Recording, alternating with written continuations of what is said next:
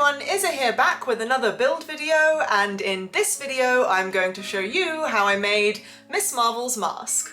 Okay, I know, right? Look at me, not posting a video for 3 months and then posting 2 in 1 week. But as many of you know, Miss Marvel is a character that means a lot to me. I'm mixed Pakistani, I've cosplayed Kamala, and I even got to attend the London premiere of the show in said cosplay. Yes, that is me with Aman Vellani. So given all of that, how could I not make a build video related to the Miss Marvel show? Now, I had made a previous video where I showed how to make a version of Miss Marvel's mask, which was the comic version to go with this cosplay you can see right behind me. But this new mask is a bit of a more intricate design, and I just really loved how it looked in the show and I wanted to make it. Plus, that previous video was one of the first cosplay tutorials I did, and it's honestly like a little bit jank now, so I figured why not show my appreciation for this character I love and make an updated version of a similar type of build tutorial. So in order to make this mask that I'm wearing right now, I started out by sculpting it in clay on a head cast. I then molded that sculpt in plaster, as you can see here, and then I used this plaster mold to cast the final latex mask that I am wearing. The latex mask is then adhered to my face with Prozaid, but I will go through all of that and talk about how to adhere and remove latex masks at the end of the tutorial. But first, let's get started with how I sculpted the mask. I made a cling film and masking tape pattern for the mask initially. You could just start sculpting immediately, but as this head cast I sculpt on isn't of me, I wanted to make sure that the fit looked good on me before I started sculpting. When I was happy with the shape and fit, I traced around the pattern onto the head cast as a guideline for the sculpting process. To start sculpting, I rolled out sausages of clay flat and cut them into straight-edged pieces, which I then laid onto the head cast to gradually build up the rough outline of the mask in sections, using sculpting tools and water to blend the segments into each other as I sculpted.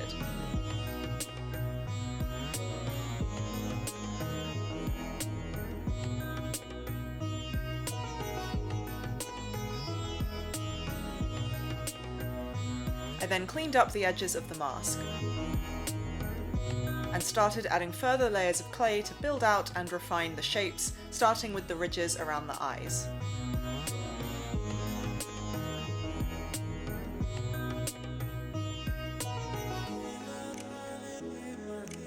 I then started building the outer sections which peak in a raised ridge around both eyes, by laying down more clay and shaping it with sculpting tools, shaving down the areas closer to the edges and building them into a peak in the middle.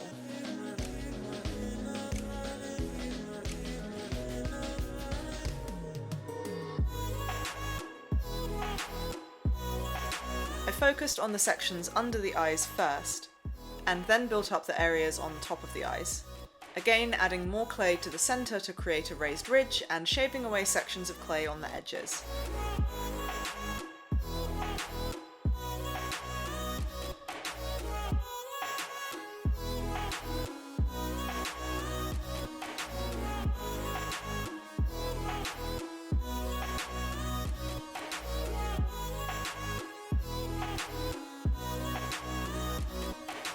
And of course, I had to make sure both sides of the mask were symmetrical.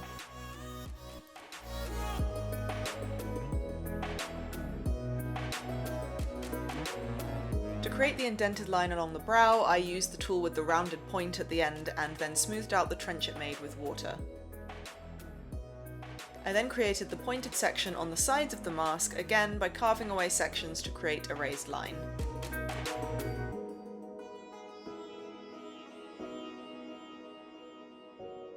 Though I was building this up piece by piece, I would return to areas I had already sculpted repeatedly, to keep the whole design feeling harmonious as I added more clay. In particular, I altered the sections under the eyes a lot when I added the nose ridge, built them out more and better refined their shape. With the overall shape complete, I started adding the details, beginning with the small indent in the forehead. I marked its outline, then dug out a layer of the clay to make it recessed.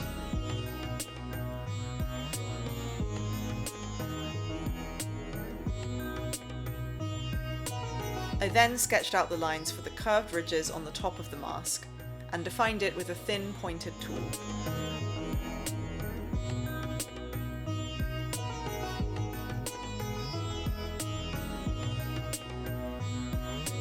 After creating the indents, I smoothed them out with water.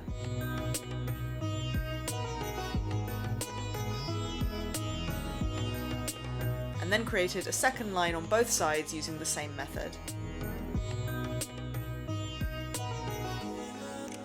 I then repeated this process for the ridges on the bottom of the mask.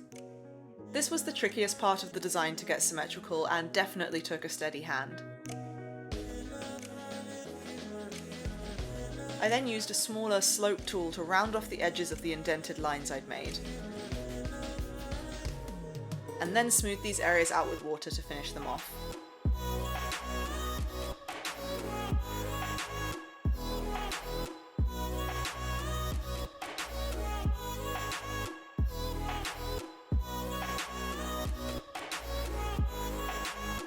And with that, the sculpt of my Miss Marvel mask was done. Next, I needed to create a mould of the mask. I moved the head cast to be laying down so I could make a mould wall to pour my plaster into. To do this, I cut up chunky rectangles of clay and started placing them around the perimeter of the sculpt, leaving a gap between the sculpt and the wall. As I built up the clay wall, I also made sure to pack clay behind it to support it, otherwise it would collapse under the weight of the plaster before it had time to dry.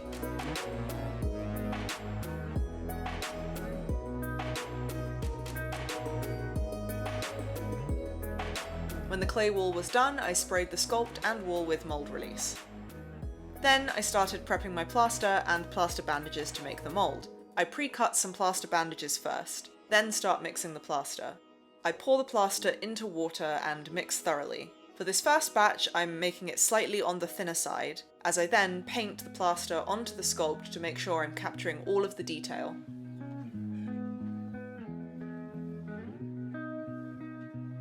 I build up the next few layers, still painting the plaster on, but with a slightly thicker batch.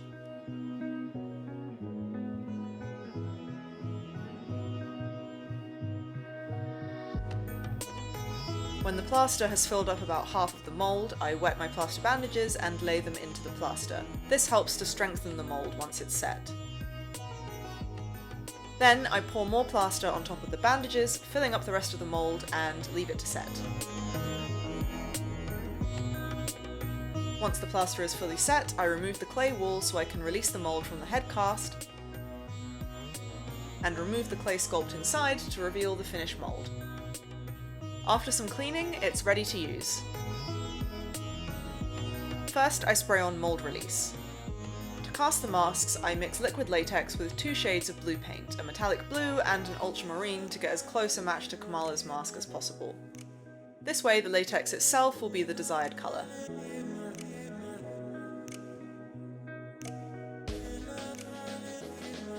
I use disposable brushes to paint the latex into the mould.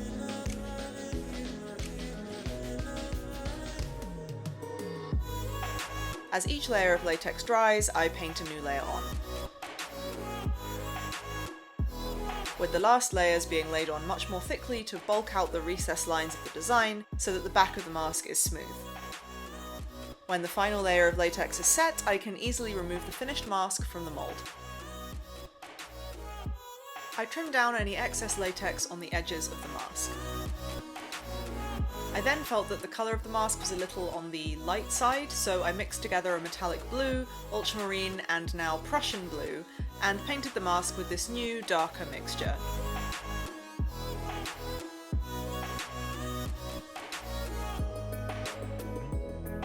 Which was a much better match.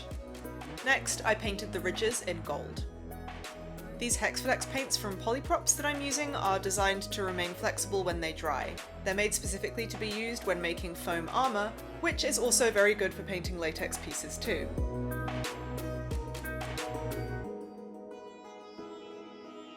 Here is the finished mask. And now it's time to adhere it to my face. To do this, I'm using Prosaid, which is a skin-safe glue. Prosaid is usually sold with its respective remover, which you will also need. I use a cotton bud to apply the Prosaid directly to my skin where the mask is going to sit, being careful to avoid putting Prosaid directly on my eyebrows and of course getting it in my eyes. I wait for it to set, which is when it turns from white to clear. Then I hold up the mask to my face and gently press it in to apply the piece. I usually start by pressing down the centre of the mask to line it up to sit symmetrically on my face.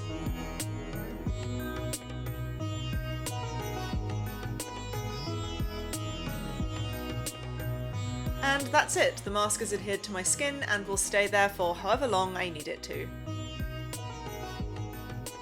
And of course, I had to try my Miss Marvel cosplay on with the new mask.